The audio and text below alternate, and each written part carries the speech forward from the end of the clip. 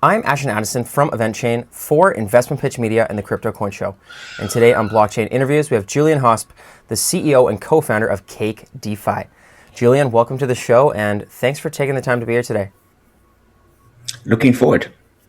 Yeah, I would love for you to give a little background into Cake DeFi. I know you've been in the space for a while, and Cake DeFi is doing some really interesting projects in the decentralized finance space right now. So if you could just kick it off to start with just a high-level overview and the focus of some of the products you're delivering and the solutions you're providing with Cake DeFi, then we can dive into the details. We started Cake DeFi 2 years ago, and with me, I mean myself and my co-founder Julian, who is more on the technical side. I take care more of the business side. And we realized this upcoming trend of DeFi, decentralized finance, back then, that's over 2 years ago. And so we wanted to have this one-stop platform that kind of pools all those services together. We started with staking, then we added lending. Now we're doing liquidity mining. And so one thing that we're really looking forward to is this entire tokenization of assets, but doing them synthetically and offering them to our customers in a very, very easy way. So that's always what's been our credo. Not losing the transparency that blockchain has, but increasing usability. Definitely. And do you see anything wrong with chasing high yield DeFi, the strategies that are being done to chase these high yields right now? And are there any specific solutions that you're trying to provide for specific problems in DeFi? I think it's a really good question. It depends where the yield is coming from. If the yield is coming from nefarious sources because it's more like a Ponzi scheme, then I think there's definitely something wrong with that. And Cake DeFi stays very far away from any possibilities that goes this route. And we have projects who come to us and say, why don't you list us? We provide 200% per year. And we're like, this is probably dodgy. Let's not add that. But if the yield is actually coming from the protocol itself, then what's going to happen over time are either two things. Either the protocol has to decrease the yield because otherwise you have too much inflation in the protocol, or option number two, and that happens actually most of the time, is that this information arbitrage that only a few people understand how this yield works, it's going to be more and more people, and thereby the yield is just going to go down. It's going to go to an equilibrium in comparison to many other yields. So what I just see at the moment is Cake is using arbitrage a lot, and over time, more and more people will use this. And I just want to quote the S1 here from Coinbase, who stated the business model that we have been doing over the last 5 years is probably not going to be the same business model we're going to be doing over the next 5 years. And for Cake DeFi, it's going to be very similar. I just think in 5 years, the yields that we have seen are not going to be there anymore. Definitely well said. And yeah, there are some ridiculously high yields, and of course those are unsustainable. So to do it right from the beginning and to have the right products, I think is going to put you off on the right foot and build a strong foundation. And of course, in 5 years from now, the DeFi space is going to be drastically different, and you're going to have probably a lot more advanced decentralized financial products as well. Can you just talk about when you started out, what are the main products and the most popular products on Cake DeFi?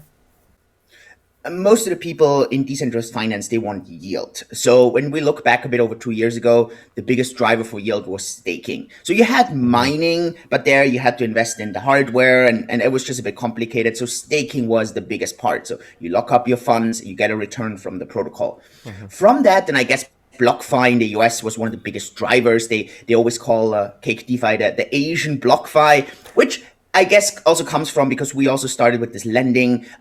So you lend Bitcoin, you lend Ethereum, and you're getting a lot of cash flow from there. I guess what's really different here for us, we try to keep the same transparency that you would have if you would be lending directly on a blockchain. So for us, this has been always a big focus. The hottest topic right now is really liquidity mining. And it is because of the yield. Some of our products offer over 100% per year. Again, this is completely legit. It sounds insane, but it's completely legit. You just have to expect that over the next 1 year, the 100% yield is not going to stay. It's going to go down more and more and more the more people are actually using that service. So that's been a bit of the evolution of our product offering. And obviously, people love when there's higher yield. And so, liquidity mining is the hottest thing at the moment. Yeah, well, that's why it's good to, if it is a it has a strong foundation, it's a legitimate project, and you're there first when there's not a lot of people that are providing liquidity, then obviously you're going to be earning the rewards more than once people and everyone's doing it and there's not a lot of extra value to add. So I could see why being over 100% is normal, and it is legit right now, and it is impressive, which is why people are starting to use Cake DeFi. And I was looking at some of the other products you have, and I saw that there was a freezer option. And I know that there's like locked staking and locked liquidity, but this freezer seemed like a unique twist on, freezing your assets. Can you talk about the freezer in Cake DeFi? So we are completely transparent about how we make money, where the money is coming from. Actually, all our services and products can be used by our users themselves. So in theory, if they had the technical knowledge, the funding, they could do all this themselves. So we are just a technical play. We are also completely transparent for that, how much money we're making. And it's about 15% on the revenue that the customers are making. So if the customer were to do it himself, he would get 100%. With us, he or she gets 85%. Obviously, some customers say, hey, I really love you guys, but the 15%, is there something we can do about it? And so we say, you know what? If you become our loyal customer, so you commit to use us for longer, we're willing to cut down on that fee. And so we call this a freezer, where you can lock the service up to 10 years. So you commit up to 10 years. It goes in monthly stages, 1 month, 3 months, 6 months, a year. You commit to use our service for longer, we're going to reduce our fee. So you're going to see a higher return, but simply because we're taking a lower cut. And I mean, it's just like any service, I guess, out there. The best customers you have are the loyal customers. And so you try to give them extra benefits. And for us, there's nothing we can add on top because we are getting the money from the protocol itself. All we can do is cut down on our fee, understanding, hey, in return, we're going to have this customer for a committed period of time. And that's how the freezer works. Obviously, a pun with cake. So yeah, lot of it's very playful on our website. Yeah, that's great, and that is great to be rewarding your loyal customers and long-term customers. And early on, do you see that as it's hard to provide these different incentives when you're really just getting the yields from the protocols? Do you see that as one of the incentives to drive early adoption, or are you also just seeing a lot of organic growth from early adopters on Cake? I mean, both. On the one hand, we see massive organic growth simply because a lot of people just appreciate this one-stop platform with access to so many things. And then they say, you know what, I'm not going to use that service because that service I can use myself. But the other two services I use because Cake is just so easy. I don't have to worry about so many other things. So a lot of this comes organically and naturally, also because we follow that spirit of trust, but being able to verify. So that is kind of the credo here. Not just you have to trust us. So we're really transparent about that. And then on the other hand, we do have a very aggressive referral program, and that is. And that has been, I think, almost 60% of our users actually come in from referrals. And the reason for that is also because we incentivize the referee and the referral, both ends. And we incentivize them based on how much money they deposit with us, how long they keep that money with us, how many people refer. And so it's a very attractive referral program in the industry, and it has shown to really do well. And I think word of mouth is just very powerful, especially in the crypto space. Definitely right now.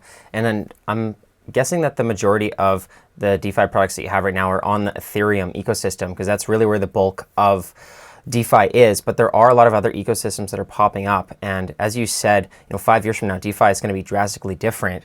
I'm curious on your future plans, and is this something that you're looking towards as you expand Cake to potentially be moving into other decentralized finance ecosystems and tying into other blockchains?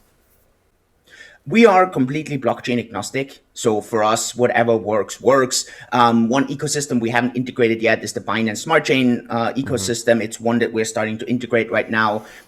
One exciting one, and that's also because a lot of the team are actually involved in there, is an entire project called DeFi Chain, which brings DeFi to Bitcoin. So that is one that we're really excited about. Obviously, the Ethereum ecosystem. But we also have some of the very old kind of staking coins, Dash, for example. Obviously, we have Bitcoin integrated, mostly for the lending side. We are blockchain agnostic. We go for what the customers want, what from a regulatory standpoint works well, what obviously generates yield for the customer, and these are the things that we're working on. And so far that has been, I think that's the good game plan. You try to stay agnostic and just kind of pick the best out of both sides. Definitely, and I completely agree. And I was looking at some of the yields on Cake, and I saw that there's the DFI token, which is fairly high yield, and it looks like that's part of a native token for the platform. I was wondering if you could talk a little bit about the DFI token, the functionality throughout the platform, and does it create a sustainable ecosystem for all the participants of Cake DeFi? The blockchain was started a year ago, and DeFi chain is exactly that, what I mentioned before. A couple of us are really deeply involved there, so obviously we're huge fans and huge drivers. And the idea behind it was to extend the functionality of Bitcoin, to bring DeFi functionalities to Bitcoin, especially the lending side, the tokenization side, more advanced smart contracts. It follows the same principles. It has a limited supply. It doesn't have a proof of work. It has a proof of stake. And so this is where these high yields are coming from, because the chain is only a year old. It's just like if you were mining Bitcoin at the very beginning, you would have received insane yields, just because there are not that many Bitcoins yet out there. There are not that many DFI yet out there. So the yields just look very, very high because inflation at the beginning is just very, very strong. And I'm a big believer in the project long term. I think it's going to be a very exciting toolkit, especially for the Bitcoin ecosystem. Obviously, most people on the platform right now are staking, because staking gives like 90%. It's absolutely crazy. Again, over the next 2, 3, 4 years, those returns will also go down. But it's just at the beginning. So yeah, a lot of people are using the liquidity mining tool there, supporting the DEX from Bitcoin into all the other coins. So that's where I stated once on Twitter that I don't understand anyone that doesn't invest in Bitcoin. And I don't understand any Bitcoiner that doesn't invest in DeFi chain, simply for that additional functionality. I stay by that statement. Definitely. And yeah, it's going to be so important for Bitcoin to integrate that DeFi to catch up, because there's just so much functionality inside of the Ethereum ecosystem because of the decentralized finance capabilities. And these Bitcoin maximalists that aren't having any of it in terms of the DeFi stuff, I think that eventually they will definitely come too. Yeah. Agree, 100%. Yeah, and so you do have this partnership with DeFi Chain, which is great. And I was wondering if you could talk about any of the other partnerships that you're working with and have worked with Cake DeFi so far. I mean, okay, so DeFi Chain is not really a partnership. It's just one of the chains we have integrated. Obviously, because a lot of us are contributing to the chain, obviously there's maybe a deeper connection. But in theory, we're really blockchain agnostic. I really want to highlight that. That's also why we're adding the Binance Smart Chain ecosystem, the Ethereum ecosystem. We're going to look into others as well, Polkadot and so on. From other partnerships, we need institutional partners, especially for the generating yield on Bitcoin and Ethereum side. We've worked here in Singapore. Both are regulated entities. We work with Sparrow Exchange. We work with Signum Capital. They are a humongous fund here.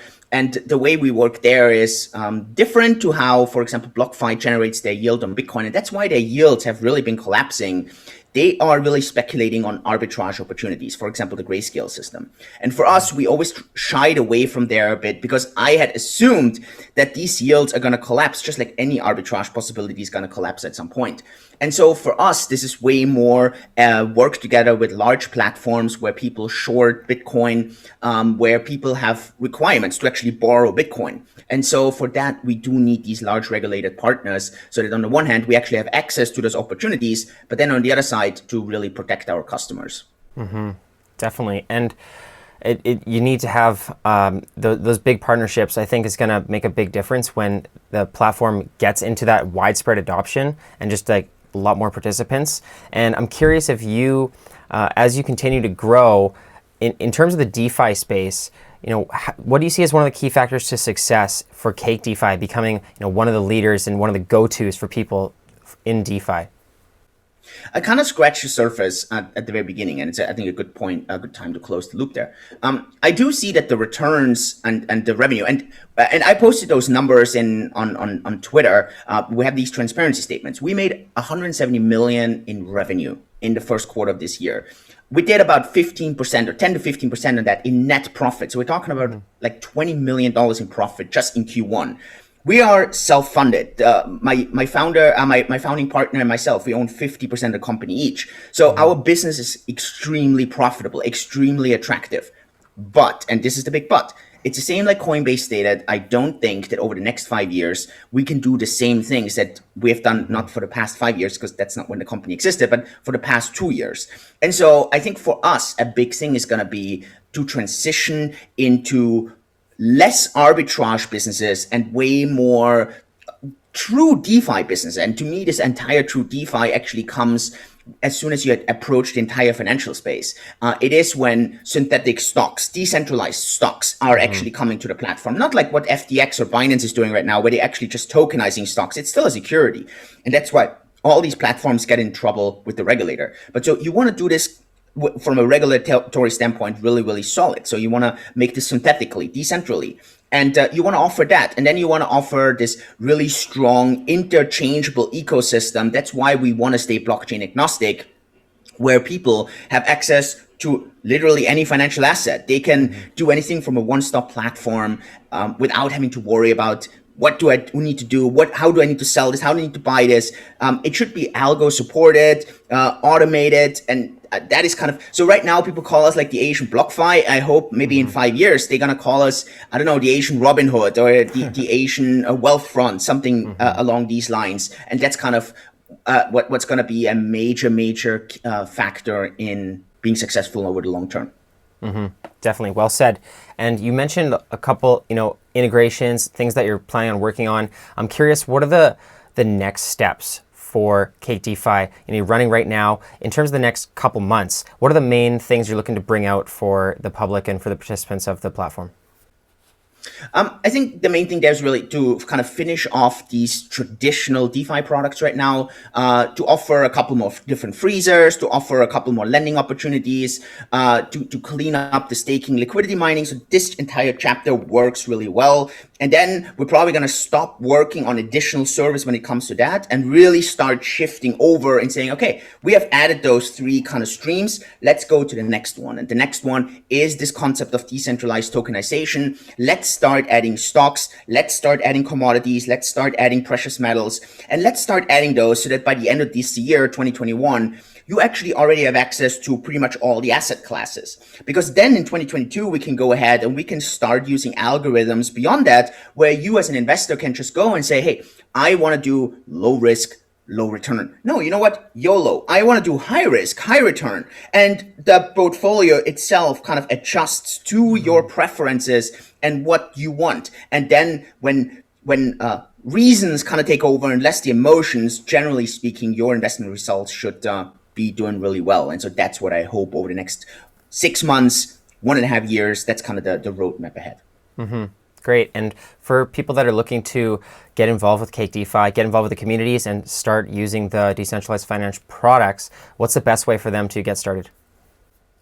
Go to cakedefi.com. So that's just like cake, like eating. It's a piece of cake. CakeDeFi, DEFI.com. Twitter, the same handle. And if people want to follow me on Twitter, my name is Julian Hosp on Twitter. I tweet a lot about Cake. Obviously, it's my company, my baby. So yeah, it's quite an exciting journey. Awesome, Julian. I will leave all those links in the description box below for the viewers. Thank you so much for taking the time to come on to talk about Cake DeFi. All the best with the platform moving forward, and let's follow up in the near future. Definitely. Appreciate it.